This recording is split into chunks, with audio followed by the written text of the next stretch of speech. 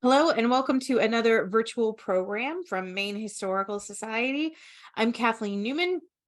It's November 9th, 2022, and this is Making Maine, Statehood and the War of 1812, a book talk with Dr. Joshua Smith. Before we begin, I just want to remind everyone that when we are at Maine Historical Society in Portland, and really wherever we are in Maine, that we are on Wabanaki homelands, and we should be cognizant of that fact. Remember that the Wabanaki are the first people in Maine, that they are here still, and they have been the stewards of this land, their homelands, for thousands of years. Our guest this evening, Dr. Joshua Smith, he grew up on Cape Cod and coastal Maine. He holds degrees from the University of St. Andrews, Maine Maritime Academy, East Carolina University, and the University of Maine. He's the author of Borderland Smuggling, Patriots, Loyalists, and the Illicit Trade in the Northeast, 1783 to 1820, which won the John Lyman Award in American Maritime History in 2007, and Battle for the Bay, the Naval War of 1812. He is professor of humanities at the United States Merchant Marine Academy and director of the American Merchant Marine Museum. And he joins us tonight to talk about his newest book, Making Maine, Statehood and the War of 1812. Welcome and thank you for being here with us, Dr. Smith. Well, and thank you, Kathleen. And it's a real pleasure to be speaking to a Maine audience. I live in suburban Long Island, but my heart remains on the coast of Maine, which is where I'd much rather be. But that's the way it is. Oh, well. At least I get to write about Maine. And in part, I'm able to write about Maine because of the Maine Historical Society, which has been very supportive in many ways, and especially the library staff, who I have interacted with for the last 30 years. And that includes people like Nick Noyes and Bill Barry and Jamie Kingman Rice. And of course, the president, Steve Bromwich, who I've been interacting with for many years too, and would come and drop by and talk to me when I'm in the library. I also want to thank the Border Historical Society, which is based in Eastport, which sponsored the publication of this book. In academia, this is called a subvention. They helped with some of the printing costs and provided moral support. As did the Taylor family of Peaks Island, right out there in Casco Bay, and Maine-based historians like Lincoln Payne and Larry Glass. So here's the news: the book is out. Well, actually, not quite out. It is available, but its official release isn't until November 25. So this is sort of a sneak peek. And I do want to point out that Maine Historical Society sells it in their bookstore. And that if you're a member of the Maine Historical Society, you get, I believe it's a 10% discount. So that's a great way to support Maine Historical Society and all its programs like this. So this is the culmination of a 30-year long writing process. I was a very young man. I had no gray hairs when I started this. And I was a student pursuing a second undergraduate degree at Maine Maritime Academy in Castine. And I would wander around all these ruins from forts in the War of 1812. And I wondered what had happened there and what had gone on. And, I read the local histories and I could get some of that story, but, it was never enough. And so I began digging and researching, even while I was shipping out. As a commercial seafarer, and then eventually, the bug really got me, and I went to graduate school and was able to start writing full time and as a professor, and all those other things. And I think this book successfully covers the entire state, from Holton to Kittery, from Eastport to Freiburg. It's all there. But I think we love Maine, and that's why you're here listening to me. But why is this book important?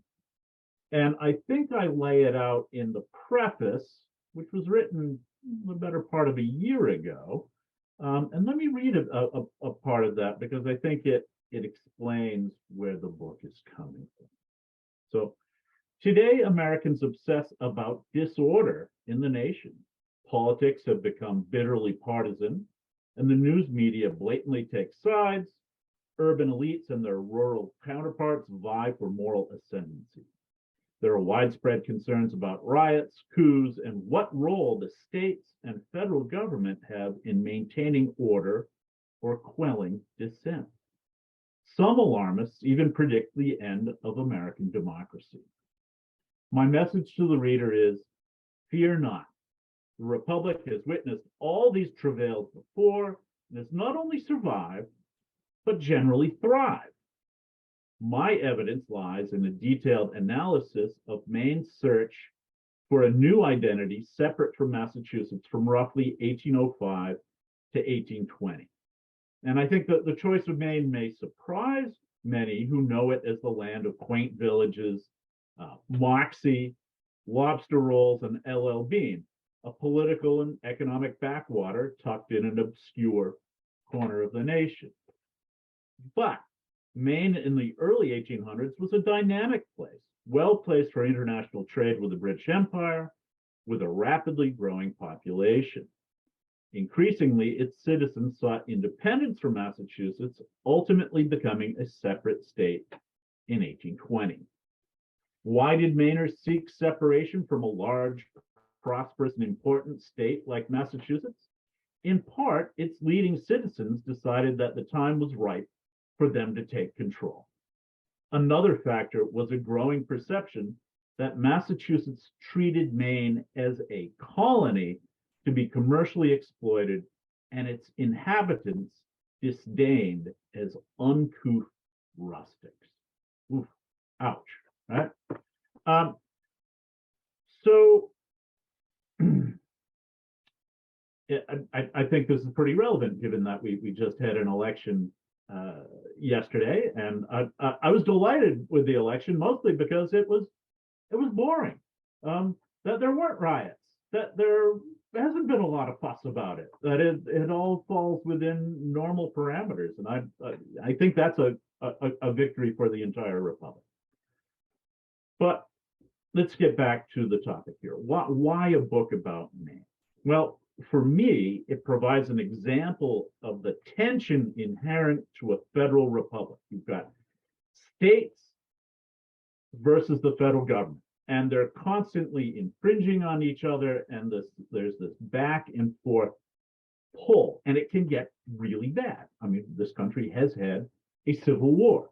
We almost had a civil war here in New England during the War of 1812. And guess what? Where was that really brewing? Right here in Maine, actually. So the dynamic I'm looking at is really the federal government versus the Commonwealth of Massachusetts. And I'm going to throw a big word at you, and that word is dialectic. So this describes tensions where you've got one idea called a thesis, and it acts in opposition to another idea called an antithesis. And out of this tension comes very often a surprising third thing called synthesis. So in the War of 1812, we've got tension between the federal government and the Commonwealth of Massachusetts. And what comes out of that is statehood for the eastern counties of Massachusetts, what we call Maine now. So let me put it in another way. So the thesis is that, as we used to say every morning before school started, this is one nation, indivisible. Okay, that's one idea. Or there's this other idea that that the United States is a union of individual states who can declare federal actions unconstitutional and therefore void, or because it's a voluntary association of states, potentially even leave the nation. And this is what the Confederacy tries to do during the Civil War, and that has found to not really work out all that well. The South really got punished in the Civil War. So there are some big ideas And for me, the battleground for the struggle between Massachusetts and Washington, D.C. is the District of Maine. And my methodology in exploring this is not to go deep into political texts and try to pull out these philosophical ideas. For me, history is about the actions of ordinary people. And so I have dug deep into primary resources. These could be diaries, they could be letters, a lot of court records, to find out how ordinary people are reacting to these ideas about loyalty and nation and state loyalties, and how that evolves into Maine's statehood. And essentially what I find is that Massachusetts is the problem. Why is Massachusetts a problem? Well, it has this inflated sense of itself. Thomas Jefferson, a Virginian, wrote once to a fellow in Maine, Henry Dearborn, who was a congressman for Maine and a longstanding Secretary of War, wrote that Massachusetts really would be great if it did not think itself the whole. So Massachusetts, as one of the early and larger and more important states, really wants to take charge. And in part, that's because of a fellow named John Adams, our second president. John Adams has these ideas about Massachusetts, that it is a superior society, certainly to anything else in the United States, and even superior perhaps to anywhere else in the world. And he will tell this to everyone who will listen. He will tell it to at the court of St. James in London. He'll tell this to the British. He will tell it to the French. He will certainly tell it to other Americans. And he is tapping into something I refer to as the Massachusetts ideal, which is based on the Massachusetts State Constitution of 1780, which is penned largely by John Adams. And it's a very conservative state constitution. It has a very strong executive or governor, which is unusual for that period. It sort of imposes these ideas of deference and stability, and even, and this is the weird one, I think, for those of us in the 21st century, religious conformity. That Massachusetts has state-supported religion, what today we call the Congregational Church. And you may say, well, wait a minute, the US Constitution says that there shall not be state-supported religion. Well, and that is true. The federal government may not. But several individual states did have state-supported religion. And the problem with that is, if religion is supported by taxes, it automatically becomes political, and people may resent paying those taxes. So here we have this state that thinks it has the perfect mix of society, a stable society, a deferential society with definite social hierarchy, and it thinks itself so superior that when it bumps into people, say from Virginia or other places who have other ideas about American democracy, very often the Massachusetts reaction is, well, we're going to take our ball and go home then, and we will secede from the nation. And this starts really just after John Adams gets ousted from office after one pretty troublesome term in office, and he gets turfed out. And almost immediately, some people in Massachusetts begin agitating for secession. That's going to be a problem, and Maine, of course, is a part of Massachusetts. So, how I see Maine in Massachusetts as a very disorderly place. It is given to what I use the word tumults. You can just say riots if you want, but there is a lot of street violence. and a lot of hard words and people getting punched and occasional people getting shot. And it's really fierce. And it does devolve into this political struggle between two parties. You have Federalists, and the Massachusetts ideal appeals to Federalists. They like the ideas of hierarchical society and order and favoring the elites and Boston.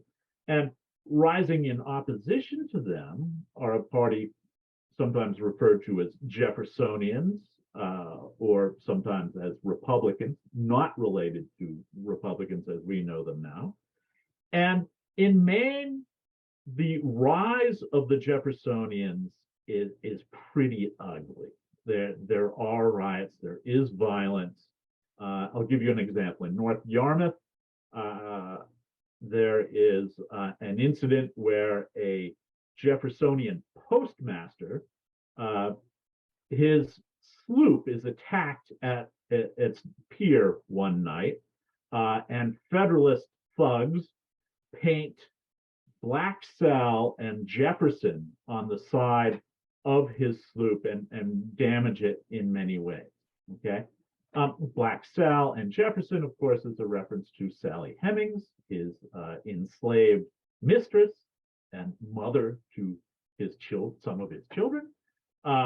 So this is, pretty ugly stuff. And people are also throwing bricks through the window of this postmaster. So that's pretty ugly. There are religious riots, people getting beaten up, preachers and ministers who are not of the congregational faith are discriminated against, especially Roman Catholics. And this is a period where Maine has, and I think this is an amazing fact, Maine has 3 out of the 4 Roman Catholic churches in all of New England. There's 1 in Boston, and then there are 3 in Maine. And that's, I think, indicates that Massachusetts is really quite a bigoted place. It doesn't want to see religious diversity. It is uncomfortable with these people in Maine coming up with new ideas of a more democratic and level society. So there are issues there. Okay.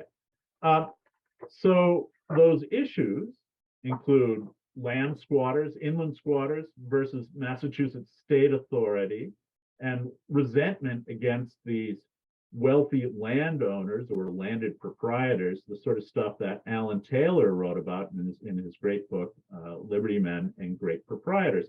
And you may recall that that book culminates in the murder of exactly one person who was a land surveyor. What Taylor didn't go into is that exactly the same time, we're talking 1807 to 1809, there is another violent struggle in Maine where smugglers are defying federal authority on the coast as they resist a federal trade measure called Jefferson's embargo. And there's some thought in Massachusetts and Maine that this embargo is unconstitutional. It restricts all trade from leaving Maine ports, and it devastated Maine ports. For example, Wiscasset never really recovers from the embargo. And there is violent resistance to this embargo, and it results in the murder of, oh, guess what? Exactly one person, a federal customs officer on Isle of Ho. And the issue becomes, and this is something you may be familiar with from the summer of 2020, is the federal government invokes a law called the Insurrection Act of 1807.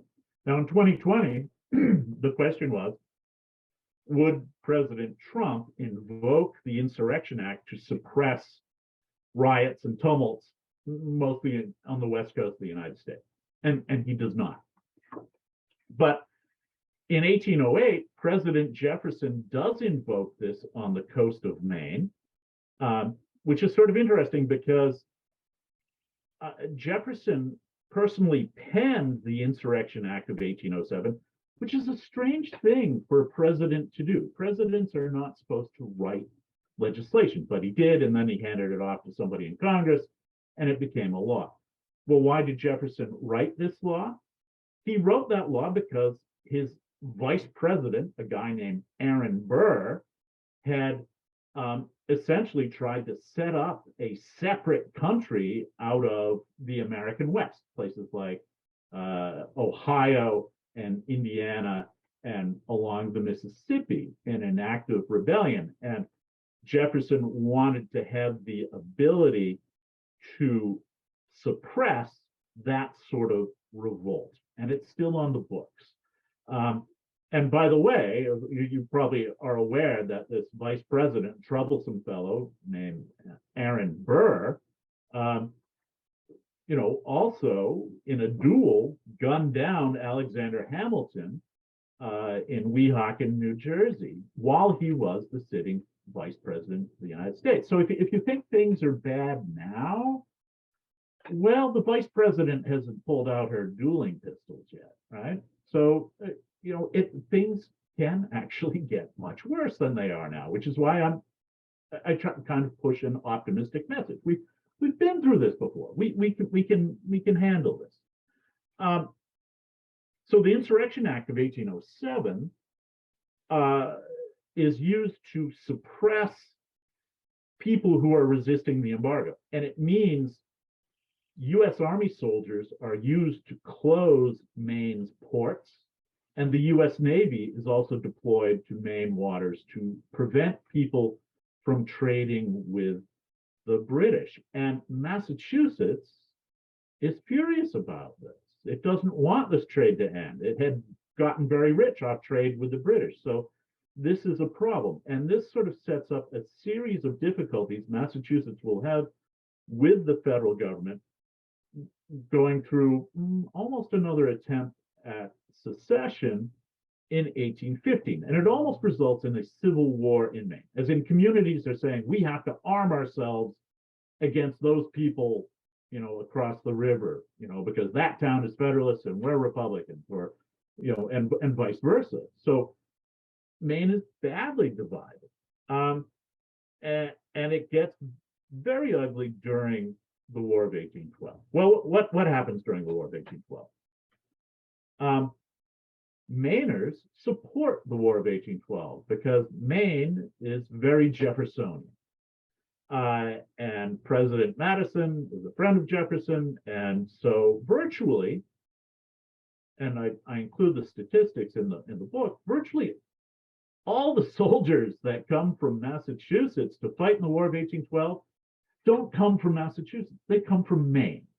Massachusetts sent sailors to the war, but Maine is the big area of New England that actually supports this war.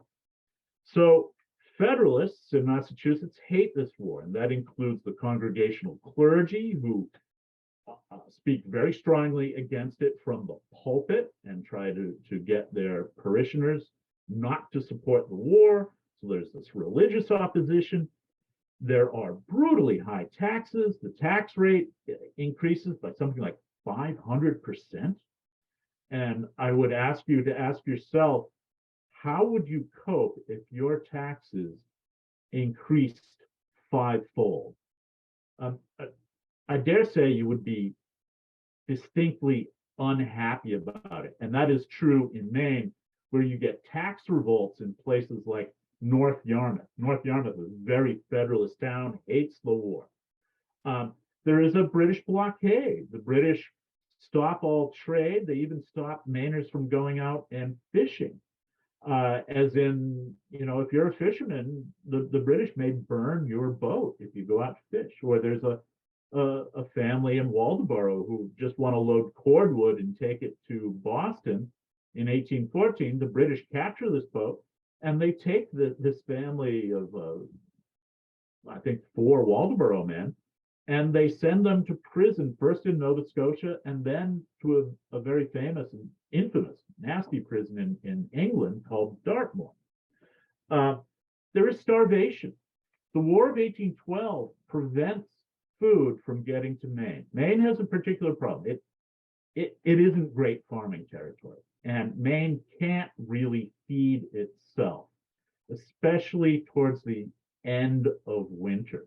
Maine really needs to import food, especially flour from Virginia. Virginia superfine flour is what people want. And people are actually starving to death.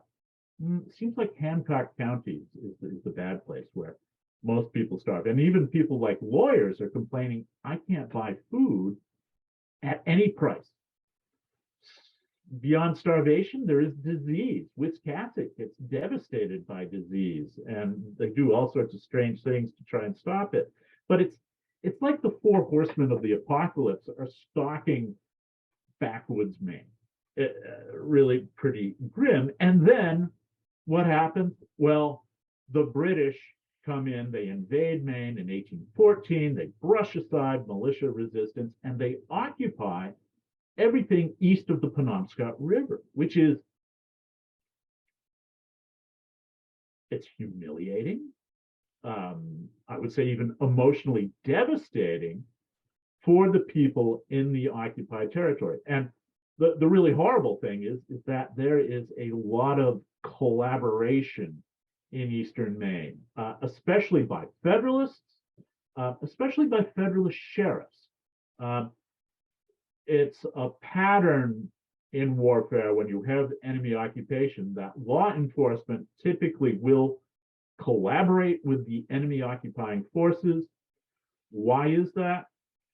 It's because the goal of law enforcement is order, right? And law enforcement values order typically more than liberty. That's why they answer to judges, and judges are there to defend liberty, right? And this is true, say, in occupied France in World War II, also true in Maine, where the Hancock County and Washington County sheriffs are openly collaborating with the British.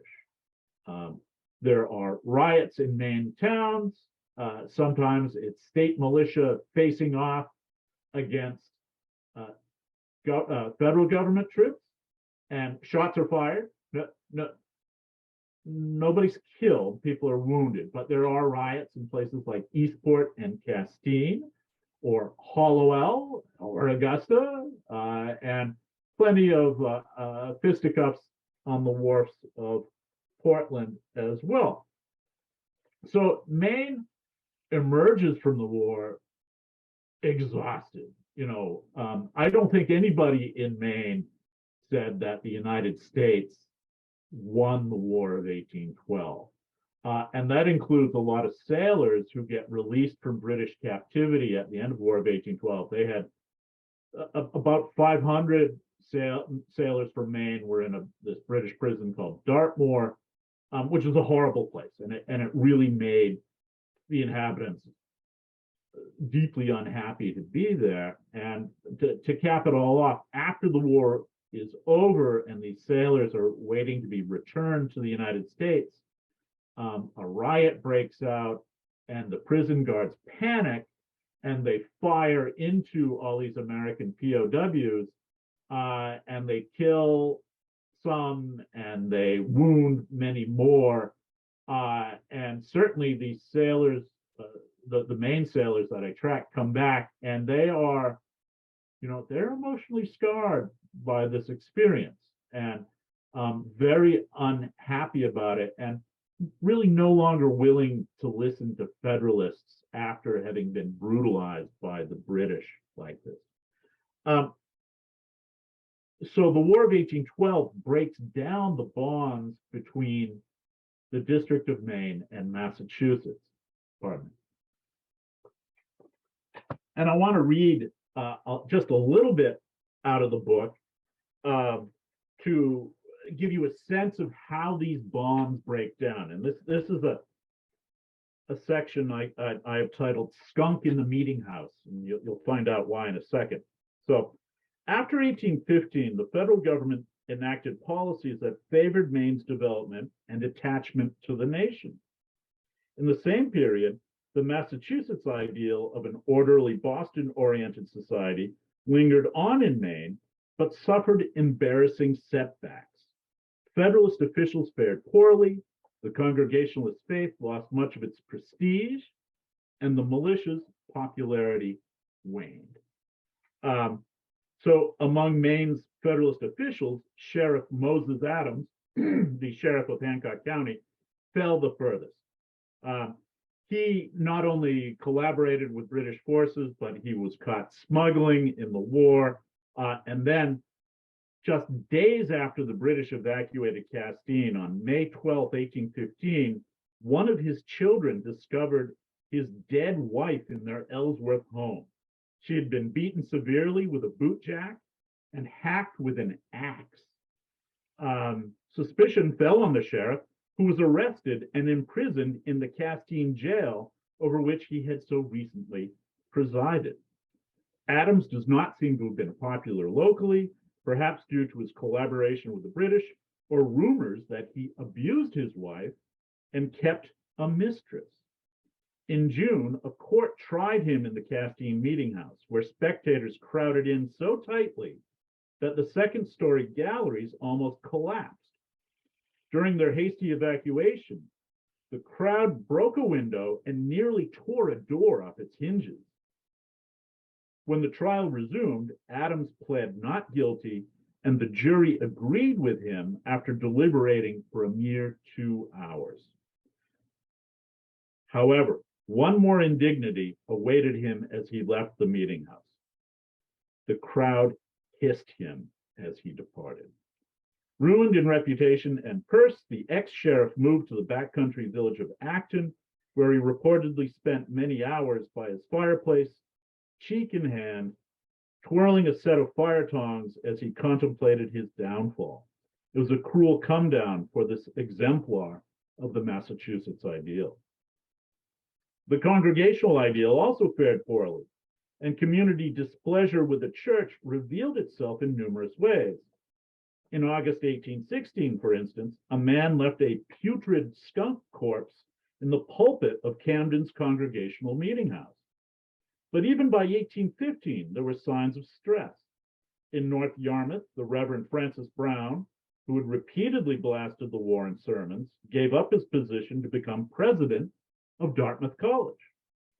His successor, the Reverend Joseph Waite Curtis, took the pulpit of the ancient meeting house at a ceremony attended by hundreds.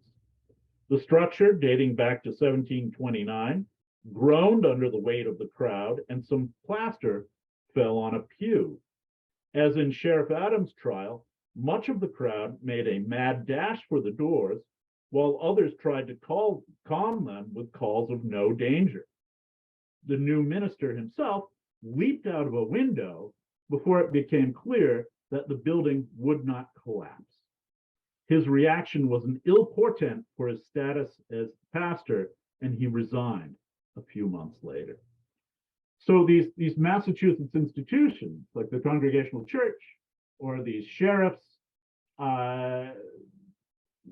don't fare well after the War of 1812, and other institutions like the militia has similar issues. So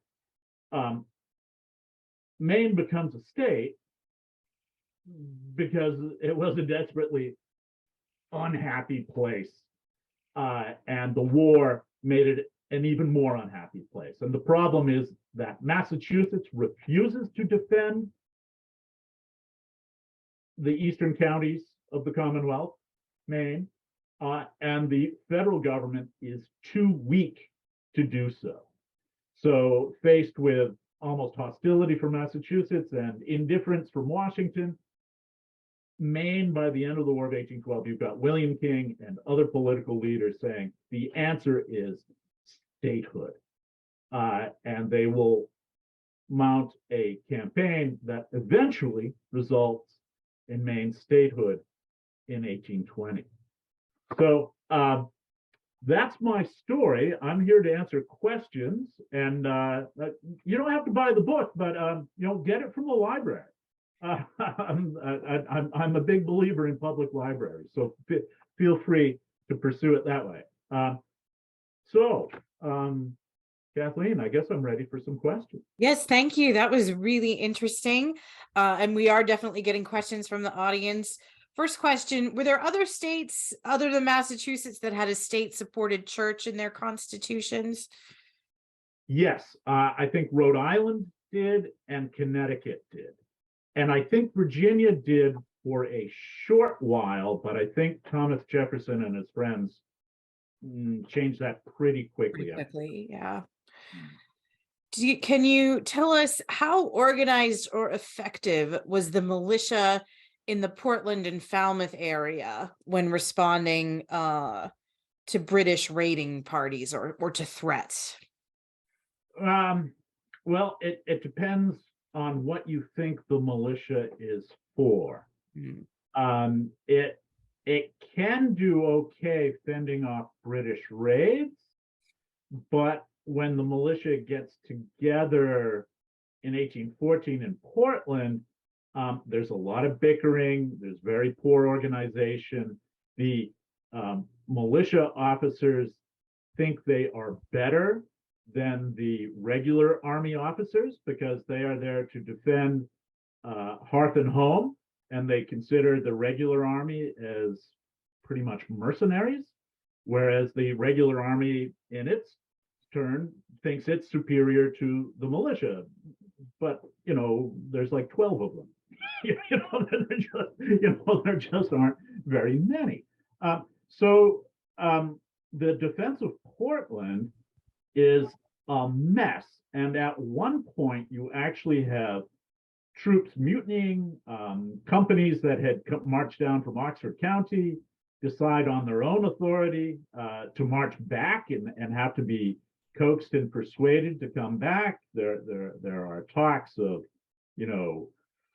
arresting and maybe even shooting militiamen who don't cooperate. So it isn't good. Just like the one real battle in Maine that happens, the Battle of Hamden up on the Penobscot River, is a militia affair, and that's a disaster too.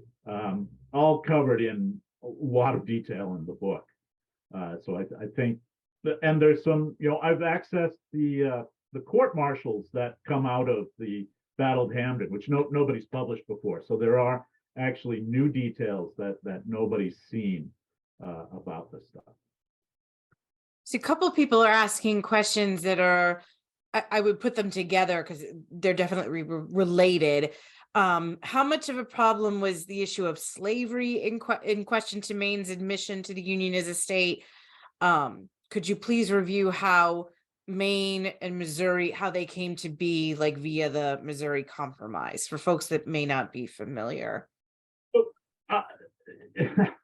Well, it's a good question, because a lot of people think, oh yeah, it was the Missouri Compromise. Well, Mainers had no connection to Missouri. They were just sort of working away towards statehood, and it looks like it's a done deal.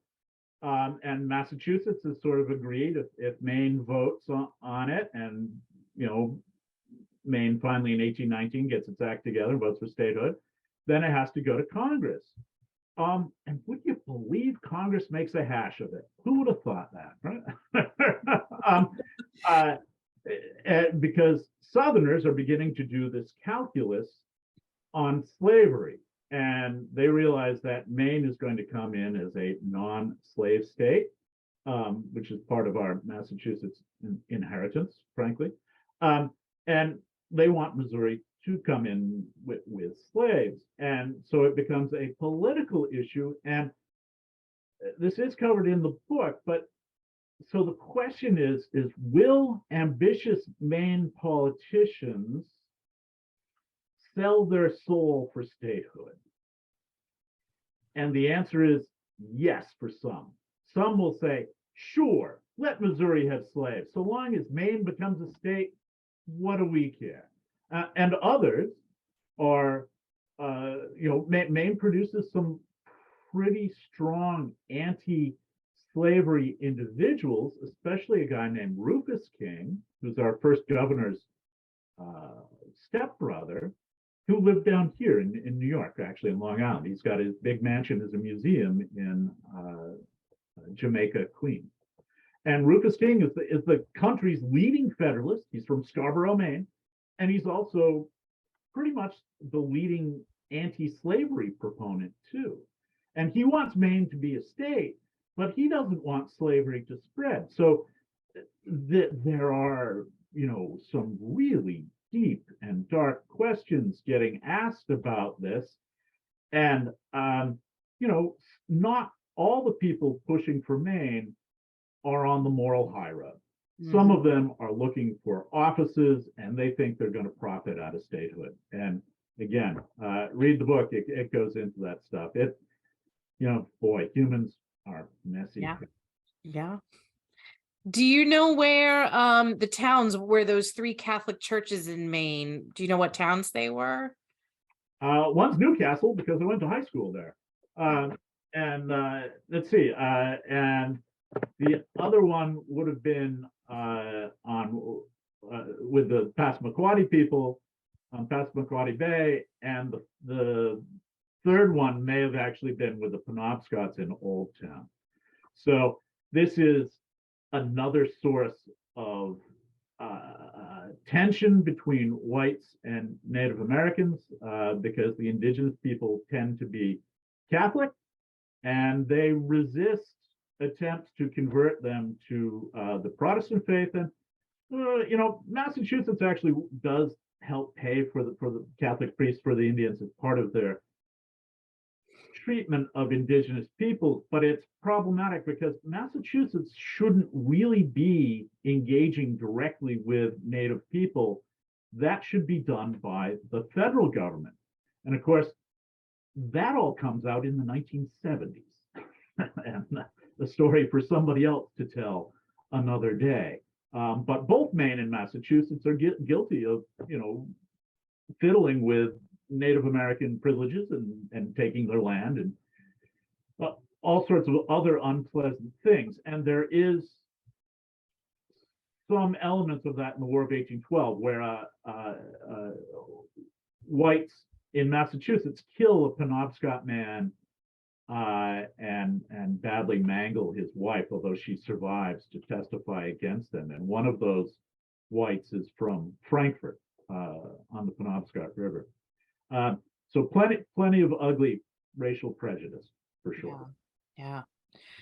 Someone is asking, do you suspect Massachusetts' affinity with federalism was connected to memories of Shays' Rebellion? Did Massachusetts coastal elite and merchants look upon Mainers with the same contempt that they may have fostered for people involved in those uprisings a generation earlier?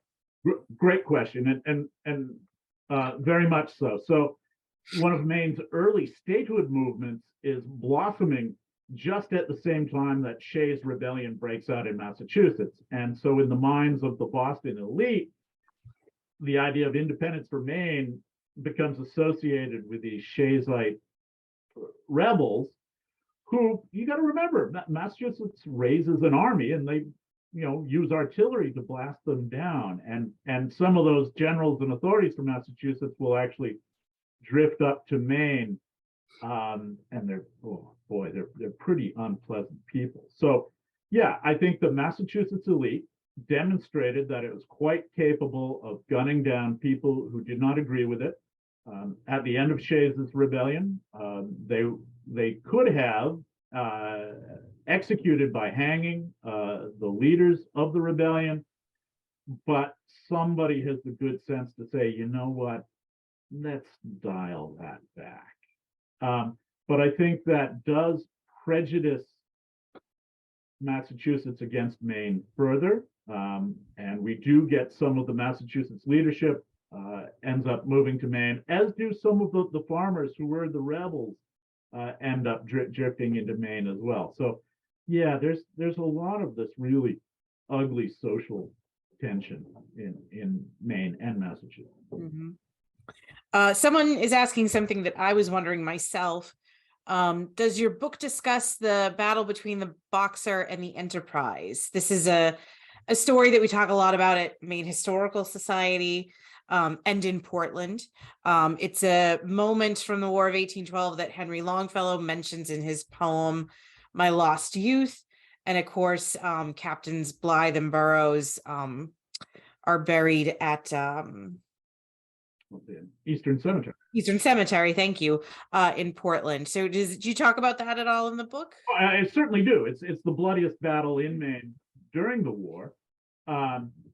Horrific casualties, including one American sailor who gets hit with a spent bullet right there in his forehead, like boom.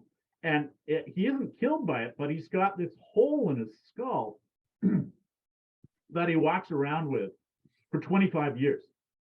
And he eventually dies, and they removed all the skin and tissue from that skull, and it is at Harvard Medical School. So you can see this wound from the Boxer Enterprise duel. And actually, there's a photo of the skull online. It's pretty impressive that this guy lived through this. So yes, that's a big part of it. And I researched this in 3 countries, the US, Canada, and Britain, tried to get the primary documents, logbooks and whatnot. So yes, that's a big part. As for the Longfellows, quite interesting because they're Federalists.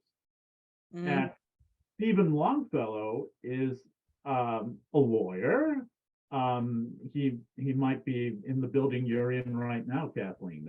No, I'm at home, so no Stephen Longfellow here. So Stephen Longfellow is a Federalist lawyer, and he is one of 2 representatives from Maine who go to the Hartford Convention, where New England is considering secession. And he, being a lawyer, one of lawyers' big things is discretion, right? And he's discussing this with his wife, who's what, Zilpah? Is that Zilpah, yep. And he's like, we got to keep this really secret. And she says, if you do that, you're just gonna make people talk. And I think Zilpah, pretty smart lady, and maybe smarter than her husband, certainly in this regard. So the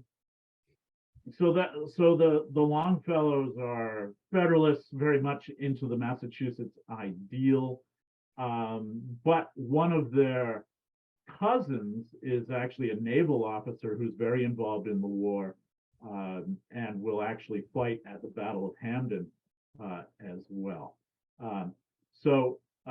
Yeah, all sorts of Maine stories to be found there, and each one more interesting than the next, I think. A lot of people are asking about like the statehood question, like how many times did the vote for statehood fail, before 1820, what changed that, why were people opposed to it? Maybe that's something you can speak to a little bit now. I'm also going to share the link to our talk with Liam Reardon from 2020. He's done a lot of research on that process, like how it was not a popular question at first, but how that changes over time. So if you'd like to know more about like the details of that process, I'd recommend Liam's talk, but maybe you, Dr. Smith, could just shed a little light on that too. So there are repeated and failed efforts to vote for Maine statehood. And the problem is that coastal Mainers don't want to give up their connection to Massachusetts. And William King, who eventually becomes our first governor, is a merchant himself, and he kind of cracks the code. And and it has to do with maritime law and policy, which is, I teach at a Merchant Marine Academy. This is my bread and butter. So the rule was that if you were engaged in coastal trade, you could skip one state, but 2 states away, you had to put into port, check your paperwork with the federal port authorities, and pay fees, money, and then you could move on. And then every state along the coast, you had to check in. Well, if you're part of Massachusetts, which is connected to New York, that means you can get all the way to New Jersey, even if you're from Maine, before you have to put in to port, and you can save a lot of money. And you know, it's Maine. People are always a little short of cash. So, and this really impacts coastal communities who don't want to pay these additional fees. And it must have been pretty substantial because they vote against statehood. And the federal government engages in several policies, most of them maritime, that will help lure Maine to be more a part of the United States and less a part of Massachusetts. And part of that is William King, with the help of his brother Rufus. Now, this is funny because William King is a Jeffersonian and Rufus is the country's lead Federalist. They worked together to get this coasting law changed so that now the entire coast is open and you can sail from Maine to Florida without putting in anywhere. Hurrah, less regulation. Guess what? People like less regulation. And that's popular. What else does the federal government do? Well, it starts building lighthouses. It creates other trade policies that favor American flagged ships, and Maine has a significant maritime presence. So with that behind them, that opens up coastal Maine to vote favorably for statehood. And that process, again, is described in pretty good detail at the end of this book. Great. We're still we're continuing to get a lot of questions, but we're starting to run low on time. I'm trying to get to as many of those as we can, but I'm wondering, Dr. Smith, if I share my email with folks, if they still have burning questions, if I could pass them on to you at a later date, stuff we just might not have time to get into tonight. Absolutely. All right. So I'm going to put my email in the chat. And that email is kneumann, KNEUMANN @mainehistory.org. So your participation has been great, folks. If you've got a burning question that we just didn't get to this evening, please send it to me at that email address, and I'm happy to pass it along to Dr. Smith. And of course, you may find the answer to your question in the book. So if you visit our museum store website, mainehistorystore.com, you can buy your copy there, or you can visit our store in person at 489 Congress Street. We're open Tuesday through Saturday. You can come purchase a copy in person. And don't forget too, if you're an MHS member, you get a 10% discount. And you can also visit our exhibits while you're in town too. Dr. Smith, thank you so much again for this. This was really wonderful, really informative and thought-provoking. I want to give you the last word, but first I just want to remind our audience, we've got some other great programs coming up later this month. Join us November 15th for a talk on the history of Ipswich lace, and on November 29th for a book talk on skirts, fashioning femininity in the 20th century. These are both talks part of our series for our exhibit Northern Thread. So I hope we'll see everybody at those. Dr. Smith, anything else you'd like to say before we close? Thank you so much for having me. I've been a member of the Maine Historical Society for 30 years, and it's a great organization. Well, we really appreciate your support. We're so happy to have you with us, and we were really happy that you could share your time and expertise with us this evening. Glad to do it.